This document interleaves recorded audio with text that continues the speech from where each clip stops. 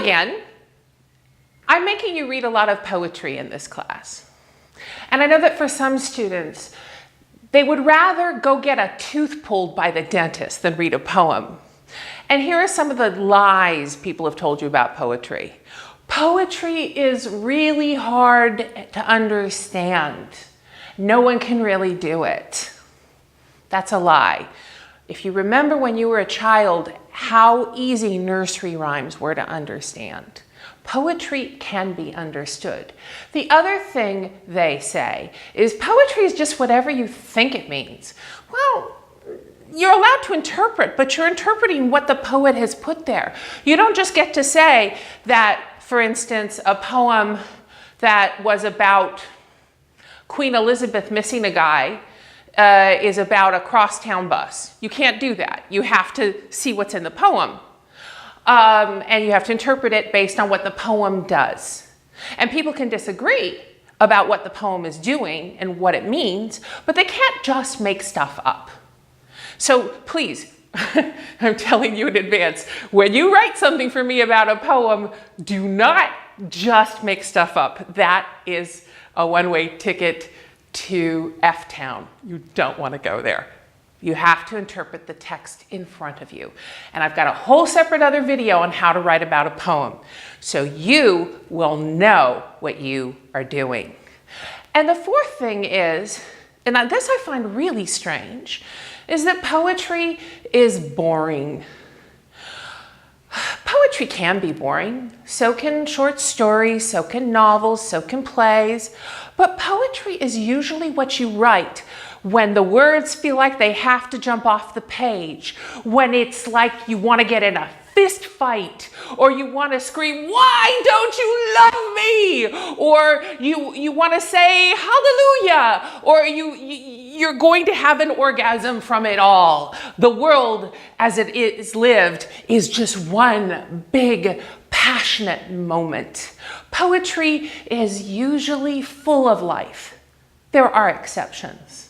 I try not to teach those poems because I don't have a whole lot of respect for them. I promise you, I think I have given you poems to read that I think are filled with life. Given that you have possibly heard some of the lies that I just mentioned, and given that I'm possibly the first professor in a classroom video to use the word orgasm that you have ever taken in a class, now that I have your attention, allow me to tell you a few things about poetry that will be helpful to you in this course. There are things that poetry does that prose doesn't always do. Prose can do any of these things, but it usually doesn't.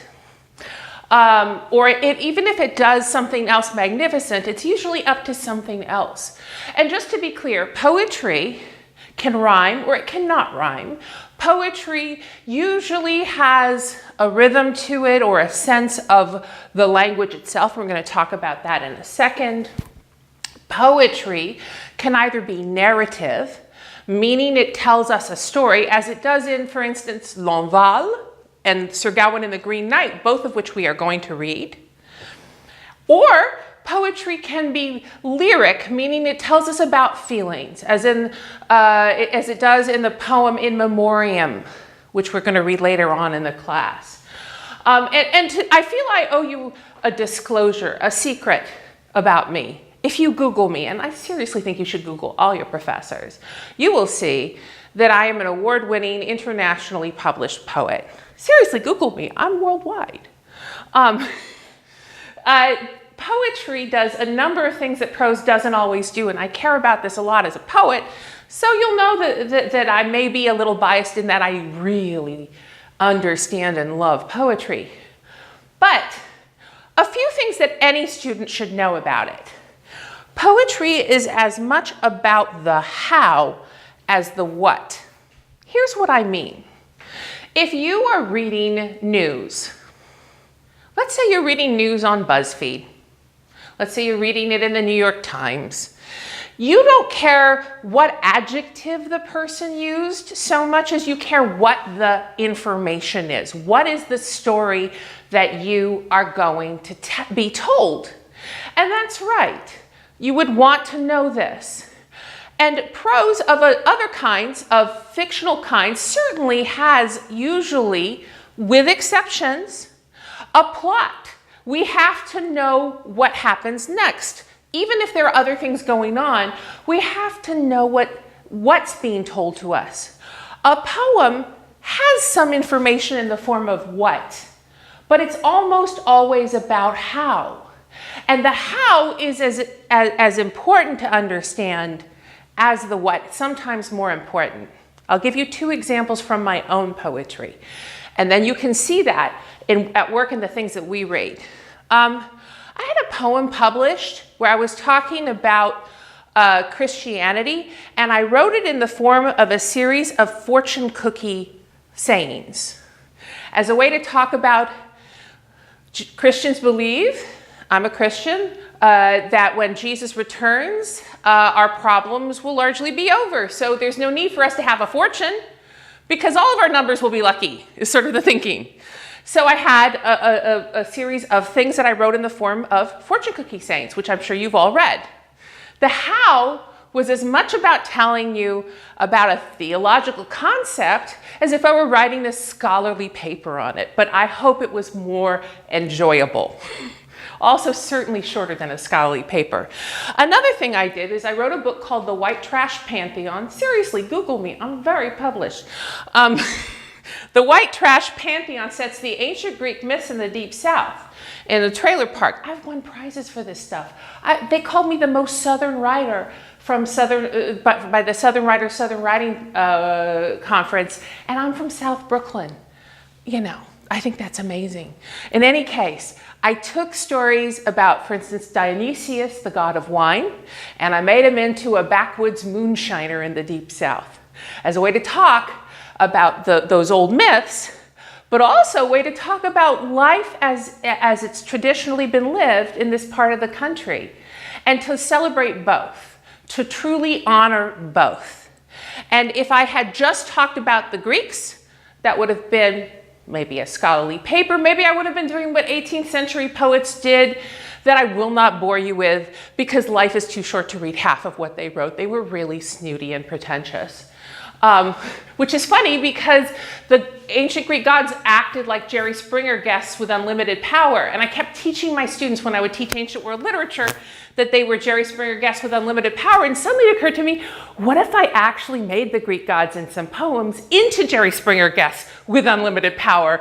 And I realized I could talk about our culture here right now and ancient writing and 18th century writing that's boring and pompous, and it being stupid that it's boring and pompous all at once.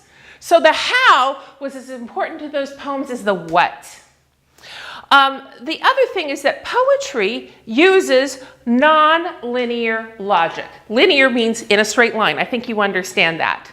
You have a straight line, and normally a story is told to us in most instances with a beginning, a middle, and an end. And that's how we process most logic.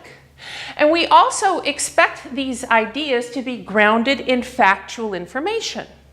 There is a logic that is based in the idea that I know a werewolf didn't walk in the room because werewolves don't exist.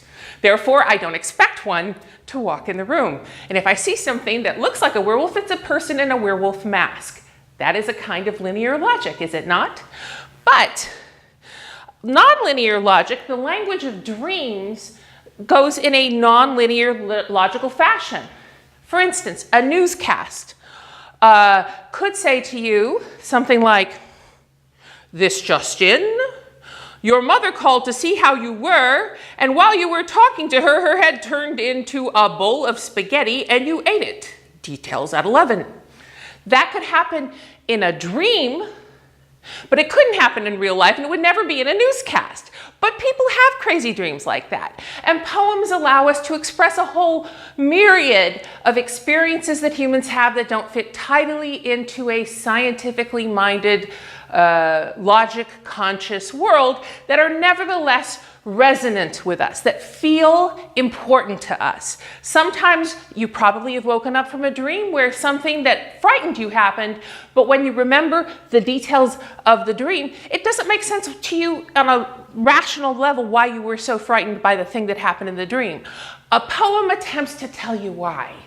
A poem attempts to go there because the newscast will not. So a poem does something else. And then the other thing is that for all of you who were told that poetry is boring and that nobody really likes poetry that much, you ever hear of a poet named Jay-Z? How about 2 Chainz? You ever hear of those folk poets? They're American folk poets, and they rhyme. And they have, we call it flow when we talk about rap. But there's another term that I will give you. I'm sorry, I'm going off camera for the lady who's filming me. Flow you understand, as in flow rider. But there is another word that is much more appropriate for an English class, especially a British literature class where, I don't know if you heard, but the British, they don't flow. They have prosody though, P-R-O-S-O-D-Y,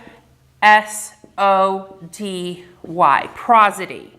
Prosody is basically the rhythm and rhyme structure of a poem. And a poem can be memorized in part because a poem has moments of rhyme and a regular rhythm. That's why you know all the verses maybe to something like 99 Problems by Jay-Z, but you probably have not memorized the entirety of the novel The Grapes of Wrath that you were required to read in high school. It's not like you even tried to memorize 99 Problems, it's just you did, because there is something about the prosody of a good poem, even a folk poem like a rap, that allows us to enter into another kind of space where poetry and music have a relationship. Much of what has been written in poetry in earlier days was actually put to music. Those 3 Anglo-Saxon elegies that I asked you to read, they were probably set to music. I have a video up where you can see a guy kind of approximating what they would have done with that back in the day.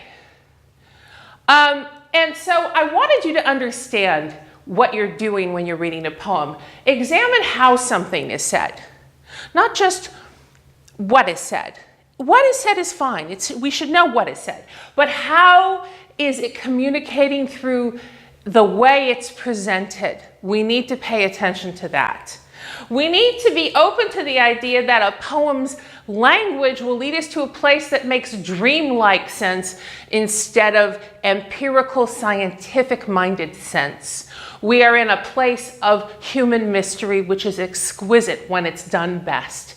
And we are going to read some things that I tell you, ooh, I'm excited for you in advance. They're going to be so good. And poetry has flow or prosody. Notice the rhythm and the rhyme. They are communicating to us. And I know that you will understand this over time. And we will talk about specific poems in our forums, and you will grasp this idea. My advice to you is if you are getting confused with any poem, read it out loud. Then read it out loud one more time.